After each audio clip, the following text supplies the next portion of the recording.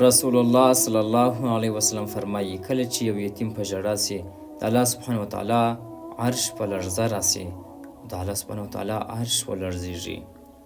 الله سبحانه وتعالی ملایکو ته فرمایي پوښتنه ځینې کوي چې دا یتیم ولې ژاړي، پر څه باندې ژاړي. ملایکې عرض کوي ای الله ته په خپله ښه پوهیږې چې چا ژړولی دی. الله سبحانه وتعالی ملایکو ته فرمایي تاسو ګواه اوسئ چې چا ژړولی دی. ورځ د قیامت به دا پوښتنه زه ستاسو نه کوم.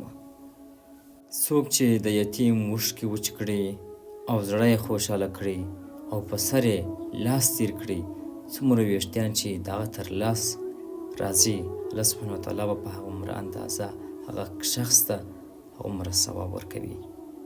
او هغه شخص به الله سبحانه وتعالی په ورځ د قیامت همداسې خوشحاله ساتي کله همدا یتیم چې خوشحاله کړی دی. د یتیمانو پالل او د یتیمانو خوشحالول د الله سبحانه وتعالی د رضا سبب ګرځي.